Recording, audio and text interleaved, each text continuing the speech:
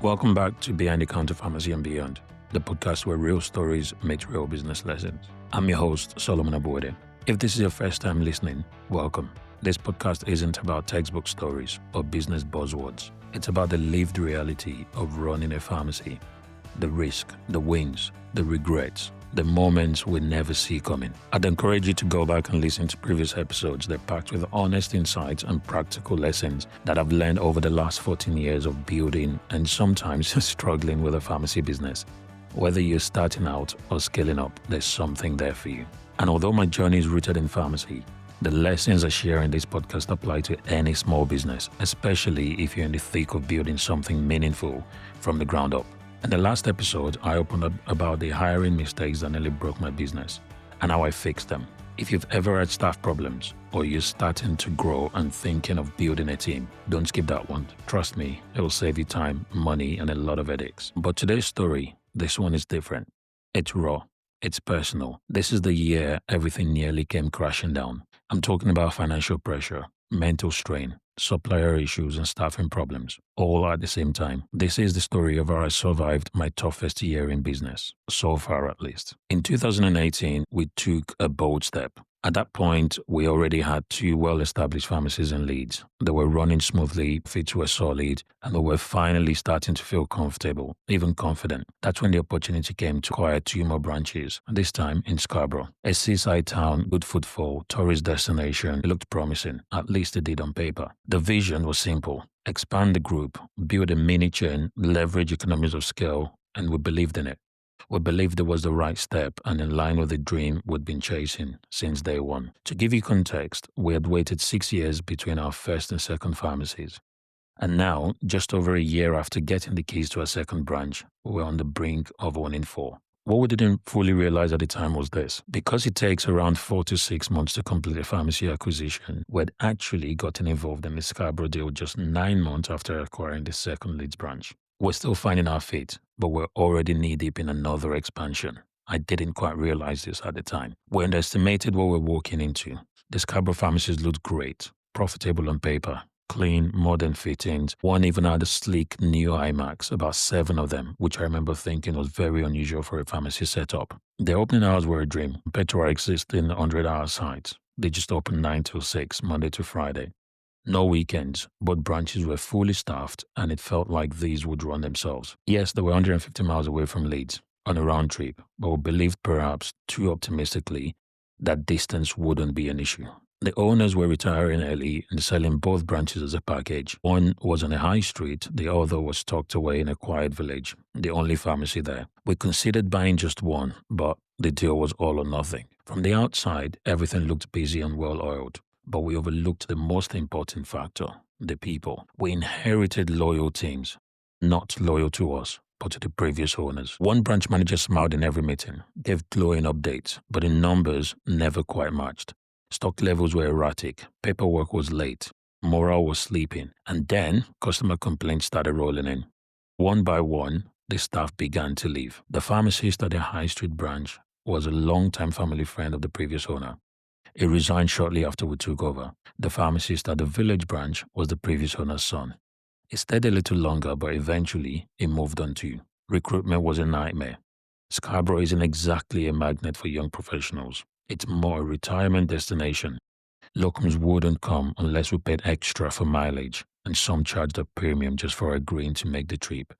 We ended up relying on locums, traveling from as far as Leeds and Bradford. And then came the supply chain shock. In Leeds, we were spoiled with multiple suppliers, nearby depots, and deliveries twice a day. In Scarborough, some suppliers wouldn't deliver at all. Others would use couriers and would only deliver once a day. We had to operate differently, but we weren't prepared. We couldn't give patients clear return times on their prescriptions, and the impact on operation was immediate. Back in Leeds, our core branches were beginning to feel the heat. Staff was stretched, morale was dipping. Operations started sleeping. We had begun moving team members from Leeds to Bradford to help out, but it left our home base short-staffed. Scarborough was dragging. Leeds was carrying the load. The bank started asking questions. The numbers weren't adding up the way they used to. And suddenly, our shiny new acquisitions were becoming heavy anchors. Looking back now, it was the perfect storm. One we had to either fix, prevent from getting worse, or stop from completely running away from us. On paper, the task seemed simple. Turn around 2 underperforming branches, bring them back to profitability, tighten up operations, and stop the bleeding. We thought we could step in, fix the culture, adjust a few workflows, and move on. But in reality, the problems were deep-rooted and growing. To try to salvage the situation, we identified 3 key areas to work on. 1. Staffing. The teams weren't just demoralized, they were still loyal to the previous owner. But with the new owners, in quote, even 12 months in, that's what they called us. And anything that went wrong, the new owners were to blame. No ownership, no accountability. Secondly, we had to deal with the supply issue. Scarborough was a different game entirely. We had to rebuild relationships, negotiate terms, and fight for reliable stock deliveries. And if you've ever run a business, you know that when the supply chain breaks, the whole operation stalls. And finally, we needed to keep the group afloat. The Scarborough branches weren't just struggling in isolation. They were draining our Leeds branches. We're robbing Peter to pay Paul, literally, sending staff, time, and money from our solid performing sites just to cover the cracks. But the cracks were spreading and spreading fast. The bank? They were watching closely. The numbers were sleeping and fast. We were getting dangerously close to the edge. But emotionally, the real task was survival. We're trying to protect the dream we've built from scratch without letting it crash down around us. I had to face a gut-wrenching question. Were these Scarborough branches salvageable, or were they sinking ships, dragging our whole business down with them? Every day felt like a gamble. Should we send another team member? Can we afford another expensive locum? Every decision felt like a coin toss between keeping the lights on and losing it all. And on top of all that, we were raising 3 young children, trying to be present as parents while playing pharmacists, managers, problem solvers, and negotiators all at once. There was no time, no margin, no relief. We were burning out and burning out fast. But giving up wasn't an option. So we rolled up our sleeves and we acted. Here's what we did. First, we had to face the hard conversations. We invited the manager from the Scarborough branch to Leeds for a face-to-face meeting. I told her the truth, plainly and respectfully. I no longer trust your numbers. I no longer trust what I'm being told, and I have to make a decision that protects the business. I didn't say it to be cruel. I said it because I needed to be honest with her and with myself. I walked her through specific examples, times she had painted a rosy picture when things on ground were far from it. I reminded her of all the support we'd given, every resource she'd asked for, she got, but the results never followed. I even shared the financials with her, laid it all out. It was undeniable that the branch had significantly underperformed under her leadership. She didn't argue. She just looked at me quietly and said nothing. Eventually she asked, "So what's the next move? What are you going to do?" In that moment, I was hoping for some fire in her belly. I wanted her to fight, to explain, to own the mistakes and tell me how she was going to turn it around. Even then, I was ready to support her fully if she had shown some will. And I told her this, but she didn't. I think she might have said, "Fair enough," at one point or something like that. That was it. And that broke something in me, because in that moment, it became clear she had never seen me as a boss. To her, I was just the guy who bought the business. Her loyalty wasn't with us. It had never been. And if the leader wasn't on board, no wonder the team wasn't either. So we made a tough decision, but the right one. We let her go. Yes, she had been with the company for a long time. Yes, there were costs. We had to offer a settlement agreement to close it cleanly. But I was convinced that keeping her would cost us far more in the long run. We bit the bullet and we moved on. But here is the interesting thing. She wasn't a bad person. She had a good heart, but good intentions don't always translate into results. And sometimes being too nice as a manager and trying to please everyone can paralyze decision making. You can't always be liked and be effective, not in business. Then came the supplier crisis. We simply couldn't get the shortliners to deliver to us in their own vans, not for love nor money. And these were suppliers we'd relied on for years, the ones who gave us the best prices and helped us to build our gross profit margins to a decent level. Now we were facing a hard decision. We had 2 options. 1, bulk buy from the shortliners, lock in the lower prices but tie up huge amount of cash we simply didn't have. 2, negotiate with the big boys, the mainline suppliers who charged higher prices but could offer reliable twice-a-day delivery. Bulk buying was off the table for us at the time. We didn't have the liquidity to sit on that much stock. So we swallowed the margin hit and negotiated with the largest suppliers. They agreed to deliver twice a day and crucially at fixed times, which helps us stabilize operations. I also managed to negotiate 60-day credit terms, up from the standard 30, which gave us a bit of breathing space. But it all came at a cost. Yes, operations ran smoothly. Yes, we could now give customers accurate collection times again, but the prices were significantly higher. Our gross profit margin took a hit, a big one. And when your margins are already tight, like it is in pharmacy, this kind of drop can be deadly. Still, we made a conscious decision, put the customers first, keep the service consistent, absorb the hit, even if it hurts. And trust me, it did. We were neck deep in our overdraft, and for most of that year, we were over the limit. Suppliers weren't being paid on time. The cash simply wasn't there.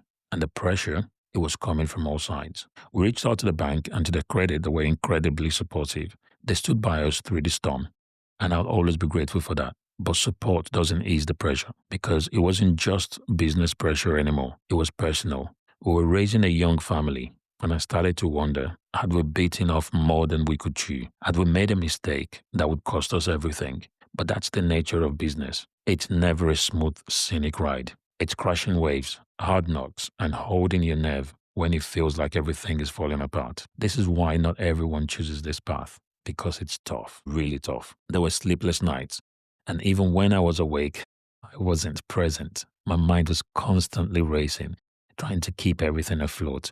Without question, it was the toughest year of my business life. But we pulled through and we learned. It forced us to hit the reset button. We brought in outside experts, sat down with our accountant. We wanted to look at the business objectively. No emotion, just facts. And that's when we saw it. The numbers told us something brutal. You're making this work on goodwill, but there's no recovery in sight for these branches, and they're draining your entire group. I had to face the truth. If we kept the Scarborough branches, we could lose everything. So we made the call. We sold them. It was a tough pill to swallow. It felt like failure.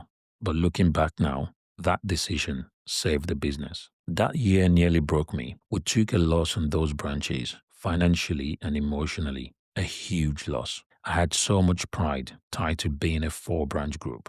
But here's the truth. Ego doesn't pay the bills, and loyalty to bad decisions, that only digs the hole deeper.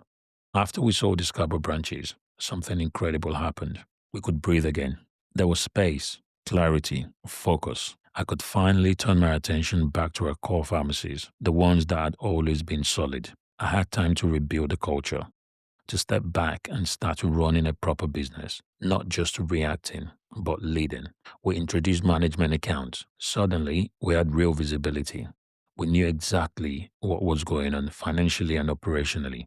We built a 5-year plan with clear milestones and triggers. If something didn't go as expected, we had contingencies. We weren't winging it anymore. We were being intentional. We started building a team, a real team, and we began to invest in our people. Little by little, things started to settle, and eventually, we returned to profit. More profit, in fact, than we ever made with 4 branches. It was a full reset, and when the time came to grow again, we were ready, wiser, sharper, battle-tested. Did we make mistakes after that? Of course we did. We're humans, and that's the nature of business. You'll make mistakes, but what matters is not the mistakes that you made. It's what you do after you've made the mistakes. You need to see them clearly, act on them quickly, and go again with your lessons in hand. Our teams began to trust us more. They could see the shift. We weren't just firefighting anymore. We were leading. Here's a personal reflection for me from the experience of that year. There's something humbling about realizing you can't fix everything. Sometimes the most mature thing you can do as a business owner is to say, this isn't working. Not because you're giving up, but because you're choosing long-term health over short-term pride. Would I do it again? Would I acquire and grow as fast as we did without a structured plan? No, definitely not. The emotional toll, the financial strain, the risk to everything we'd built, it was too high. But I'm grateful it happened, absolutely, because that year taught me more than any MBA or business book ever could. It made me a better leader, a more grounded business owner, and it reminded me of the one truth that matters most. Success isn't about having more, it's about building better. As you've just heard, this wasn't just a rough patch, it was a full storm. Here are some of the biggest lessons I took away from that season. 1. Not all growth is good growth. We expanded too fast, too soon without a proper structure. or even breathing space.